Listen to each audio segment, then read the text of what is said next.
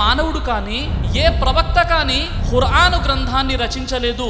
సర్వలోకాల సృష్టికర్తనటువంటి అల్లాహ్ మానవాళి కోసం పంపించినటువంటి గ్రంథమే అల్ ఖురాన్. ఈ గ్రంథానికి దైవమే పేరు పెట్టాడు, అల్ ఖురాన్, ఖురాన్ అని. ఖురాన్ ఇది ఒక మహోన్నతమైనటువంటి గ్రంథం. బుద్ధి వివేకాలతో ఆలోచించే వారికి అనునిత్యం ఇందులో అద్భుతాలు కనిపిస్తాయి. మేము మానవుణ్ణి మట్టి యొక్క సారంతో సృష్టించాము, తరువాత అతనిని ఒక సురక్షితమైన ప్రదేశంలో పడే బిందువుగా చేశాము. ఆ తర్వాత ఈ బిందువుకు ముద్ద ఆకారాన్ని ఇచ్చాము. ఆ తర్వాత ఈ ముద్దను కండగా చేశాము. ఆ తర్వాత ఈ మాంసపు కండను ఎముకలుగా చేశాము. ఈ ఎముకలకు మాంసాన్ని తొడిగాము. ఆపై దానిని భిన్నమైన సృష్టిగా చేసి నిలబెట్టాము. ఫతబారకల్లాహు అహ్సనుల్ ఖాలిఖీన్. అల్లాహ్ ఎంతో శుభప్రదుడు, సృజనకారులందరిలోకెల్లా ఉత్తమ సృజనకారుడు.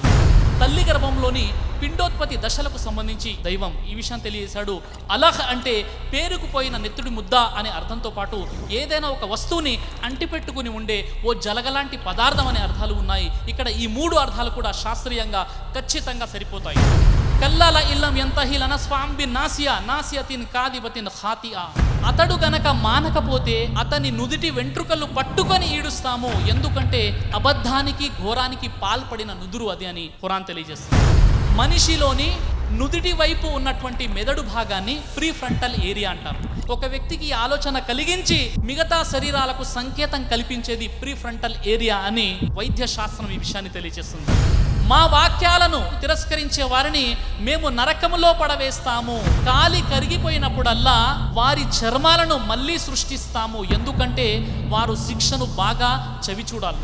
ప్రొఫెసర్ తగాతడ్ తెజాసన్ ఈయన ఎన్నో సంవత్సరాల నుండి మనిషి చర్మంలోని నొప్పిని గ్రహించేటువంటి భాగాలపై పరిశోధనలు చేశారు. మనిషి చర్మంలోనే నొప్పిని గ్రహించే భాగాలు ఉన్నాయని ఖురాన్లో ఉన్నాయా అని ఆయన ప్రారంభంలో నమ్మలేకపోయారు. ఈ విషయంపై పరిశీలన మరియు పరిశోధన చేసి ఇంత గొప్ప విషయము ఖురాన్లో చెప్పబడిందని ఎంత ఆశ్చర్యపోయారంటే సౌదీ అరబ్లోని రియాద్లో జరిగినటువంటి 8th మెడికల్ కాన్ఫరెన్స్ లో అందరి సమక్షంలో అష్హదు అల్లా ఇలాహ ఇల్లల్లాహ్ వ అష్హదు అన్న ముహమ్మదన్ అబ్దుహు వ రసూలు అని ఆయన ఇస్లాం ధర్మాన్ని కూడా స్వీకరించడం జరిగింది. సోదర మహాశివులారా, రాబోయే తరాలకు సూచనగా ఉండడానికి ప్రళయం వరకు ఫరో చక్రవర్తి శవాన్ని రక్షిస్తామని ఖురాన్లో అల్హమ్దులిల్లా ఈ విషయం చెప్పడం జరిగింది. నేటికి కూడా ఈజిప్ట్ మ్యూజియంలో ఫిరౌన్ శవం మనకు కనబడుతుంది.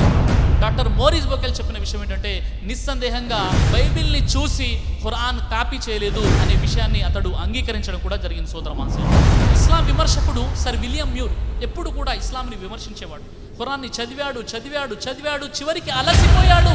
అతడు అలసిపోయి ఇచ్చినటువంటి స్టేట్మెంట్ ఏంటంటే 12 శతాబ్దాలుగా చరిత్రలో ఏ మాత్రం మార్పు లేకుండా ఉన్నది ఉన్నట్టుగా స్వచ్ఛంగా నిలిచిన గ్రంథం ఏదైనా ఉందంటే అది కేవలం ఖురాన్ మాత్రమే అని చెప్పాడు సర్ విలియం మ్యూర్. సోదర అఫలా యతదబ్బరున అల్ ఖురాన వలౌ కాన మిన్ ఇంది గైరిల్లాహి లవజదు ఫీహి ఇఖ్తిలాఫన్ కసీరా.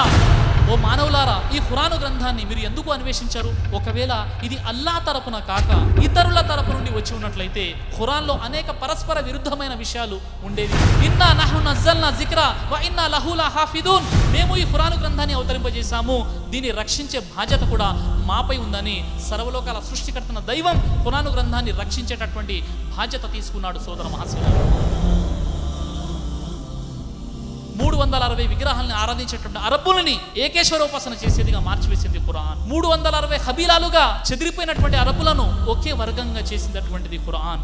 అజ్ఞానాంధకారంలో కొట్టుమిట్టాడుతున్నటువంటి అరబ్బులను జ్ఞానులుగా తీర్చిదిద్దింది అల్ ఖురాన్. సోదర మహాశివులారా, وإن كنتم في ريب مما نزلنا على عبدنا فأتوا بسورة من مثله وادعوا شهداءكم من دون الله إن كنتم صادقين فإن لم تفعلوا ولن تفعلوا فاتقوا النار التي وقودها الناس والحجارة أعدت للكافرين. మా దాసునిపై మేము అవతరింపజేసినటువంటి ఈ గ్రంథం అది అల్లా గ్రంథమో అది దైవ గ్రంథమో కాదో అనేటటువంటి సందేహం మీకు ఉన్నట్లయితే ఖురానులోని ఒక అధ్యాయం లాంటి అధ్యాయాన్ని మీరు రచించి తీసుకురండి.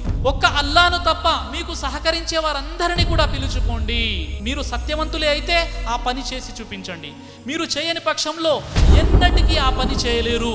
మానవులు రాళ్ళు ఇంధనం కాగల ఆ అగ్నికి భయపడండి, అది సత్య తిరస్కారుల కోసం సిద్ధం చేయబడి ఉంది. మహాప్రవక్త రసూలుల్లాహ్ సల్లల్లాహు అలైహి వసల్లం చెప్పారు, అల్లాహ్ సుబ్హానహు వ తఆలా నాకొక అద్భుతాన్ని ఇచ్చాడు, అది ప్రళయం వరకు కూడా మిగిలి ఉంటుంది అని చెప్పారు. ఇప్పుడు ఎవరైనా అల్లాహ్ అద్భుతాన్ని చూడాలంటే ఈ దివ్య గ్రంథాన్ని స్వీకరించవచ్చు. సోదర మహాశివులారా,